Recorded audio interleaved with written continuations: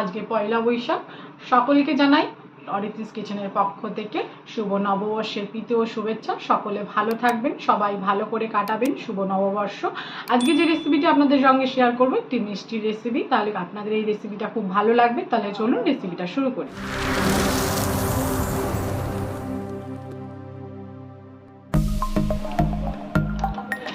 আপনাদের যে মিষ্টির রেসিপিটা আমি শেয়ার করছি খুব সহজ উপায় এবং ঘরোয়া জিনিস দিয়ে আপনাদের এই রেসিপিটা হয়ে যাবে।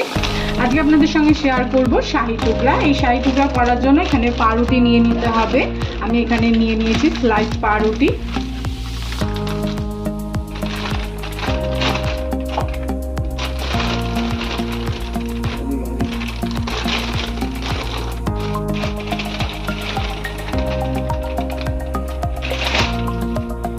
আমাদের প্রথমে যে পাউরুটিগুলোর সাইডের যে বিটগুলো এগুলো কেটে নিতে হবে।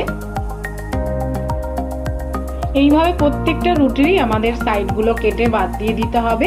এই যে সাইডগুলো আপনারা কেটে নিচ্ছেন এগুলো ফেলার কোনো দরকার নেই। এগুলোই তাওয়াতে হালকা ড্রাই রোস্ট করে নিলে ব্রেড ক্রাম্ব রেডি হয়ে যাবে।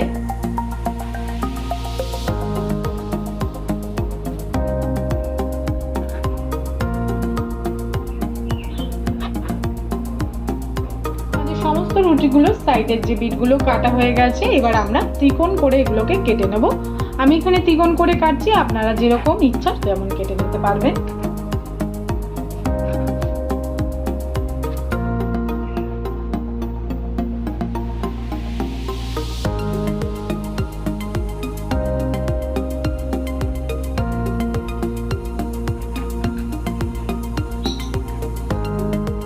প্রত্যেকটা রুটি আমি সুন্দর করে স্লাইস করে কেটে নিয়েছি, চৌকো চৌকো করে ত্রিকোণ করে। আপনারা চাইলে চৌকো করেও কাটতে পারেন, আপনারা যেমন শেপ করতে চাইবেন তেমন শেপে কেটে নেবেন। এখানে আমি আমন্ড বাদাম নিয়ে নিয়েছি, আর বাদামগুলো আমরা ঝিরি ঝিরি করে কেটে নেব।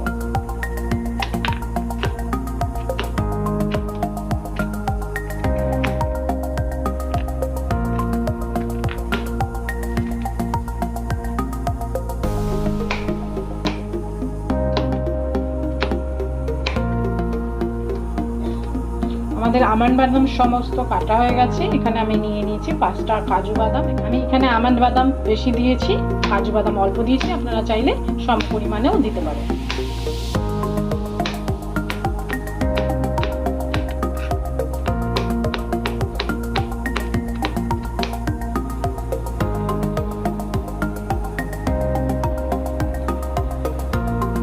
বাদাম আমাদের কাটা হয়ে গেছে। এবার একটা পাত্রের মধ্যে আমি একসঙ্গেই বাদামগুলো নিয়ে নিলাম।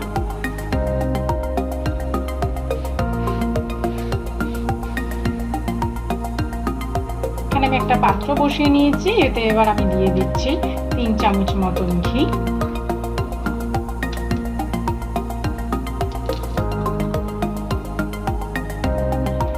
এবার আমি ঘিটা গরম হয়ে গেছে, আমাদের বাদামগুলো আমরা একটু ভেজে নেব হালকা করে। এই বাদামগুলো ঘিতে ভেজে নিলে বাদামের স্বাদটা আরো দ্বিগুণ বেড়ে যাবে।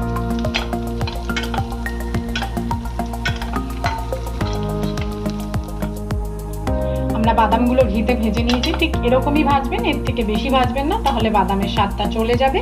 ঘিতে ভাজার ফলে বাদামের ভিতরেও ঘিয়ের সুন্দর একটা ফ্লেভার আসবে এবং স্বাদ দ্বিগুণ বাড়িয়ে দেবে।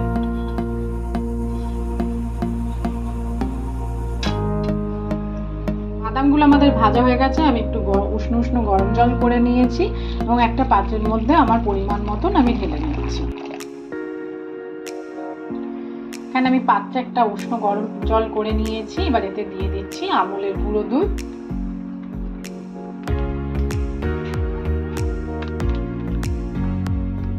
এবার আমি এটাকে ভালো করে গুলিয়ে নেব।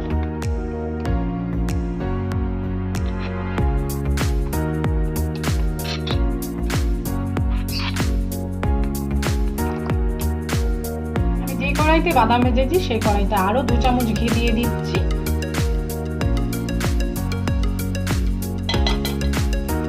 কেটে রাখা পাউরুটিগুলো আমাদের এখানে ভেজে নিতে হবে। আপনারা চাইলে ডিপ ফ্রাইও করতে পারবেন, কিন্তু আমি এখানে শ্যালো ফ্রাই করছি।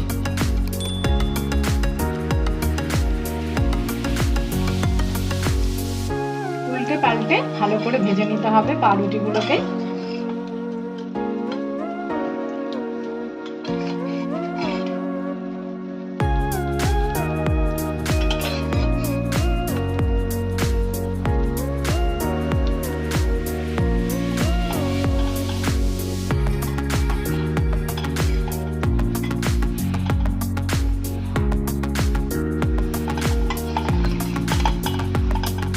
আমরা সমস্ত পাউরুটিগুলো ঘিয়েতে ভেজে দিচ্ছি।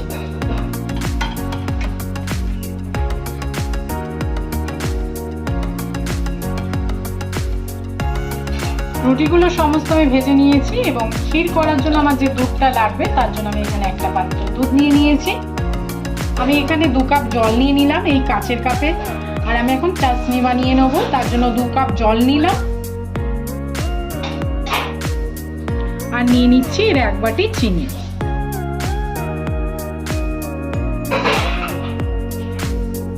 অনেকে এটাকে শিরাও বলে থাকে, কিন্তু শিরাটা একটু গাঢ় হয়, এটা একটু পাতলা হবে। এটা চিনির পরিমাণটা কম দিতে হয়। আমরা এই চাশনির মধ্যে কয়েকটা জাফরান দিয়ে দিচ্ছি বা কেসর, কালারটা সুন্দর আসবে এবং সুন্দর একটা গন্ধও আসবে।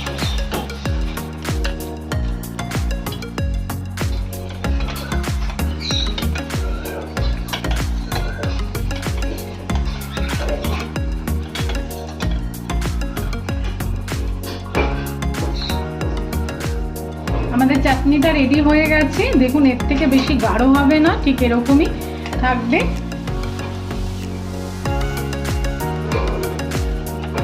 এবার আমরা একটু এটাকে ঠান্ডা করে নেব।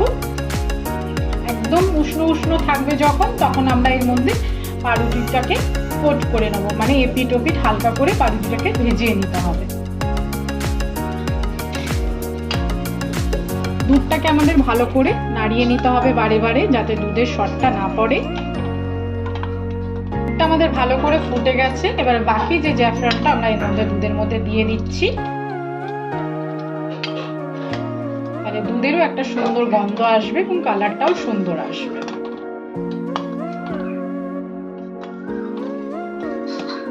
আমরা জাফরান দিয়ে দিয়েছি, এবার আমাদের ঘিয়ে ভাজা বাদামগুলো আমরা দিয়ে দিচ্ছি।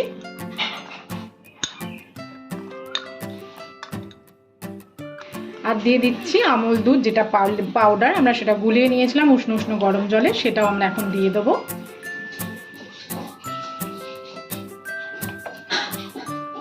আবারও আমাদের এটাকে ভালো করে ফুটিয়ে নিতে হবে। এখানে আবার দিয়ে দিচ্ছি আমরা কনডেন্স মিল্ক। আমরা আলাদা করে এখানে আর চিনি ব্যবহার করব না।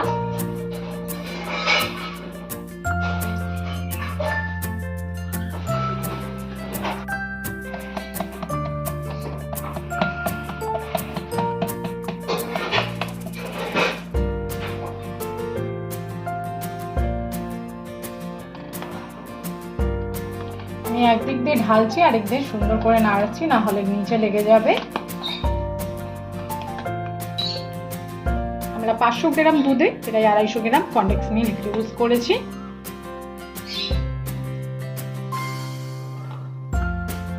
এবার পাউরুটিগুলো আমরা শিরাতে বা চাশনিতে ডুবিয়ে ডুবিয়ে তুলে ফেলবো।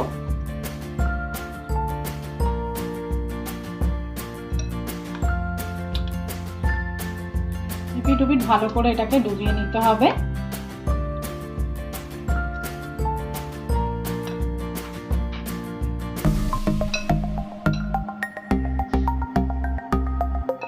এরকম প্রত্যেকটা এপিট ওপিট করে ভিজিয়ে তুলে নিতে হবে।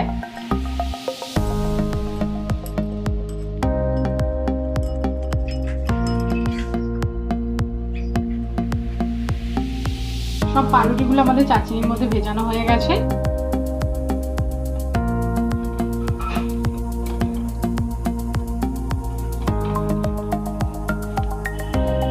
এবার একটা প্লেটে আমরা সুন্দর করে সমান করে চাটনি ভেজানো রুটিগুলোকে সাজিয়ে নেব।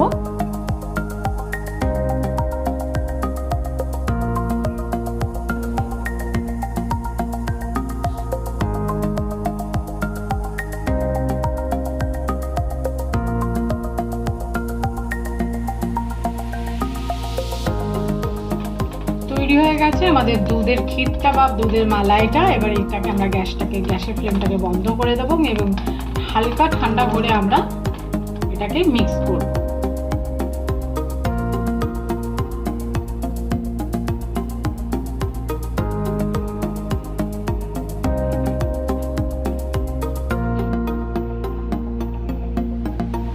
দুধের মালাইটা হালকা একটু ঠান্ডা করে নিয়েছি। এবার আমরা পাউরুটির উপরে দিয়ে দেব।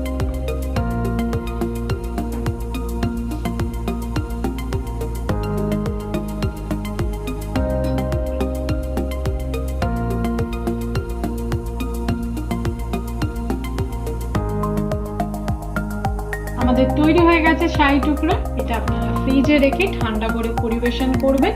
এটা খেতে আরো সুন্দর টেস্টি হয়ে যাবে। আশা করি এই শাহী টুকরা রেসিপিটা বুঝতে আপনাদের অসুবিধা হয়নি। ভালো লাগলে একটা লাইক করে দেবেন। সম্পূর্ণ ভিডিওটা দেখার জন্য সকলকে জানাই ধন্যবাদ। সবাই ভালো থাকবেন, সুস্থ থাকবেন। দেখা হবে নেক্সট ভিডিও।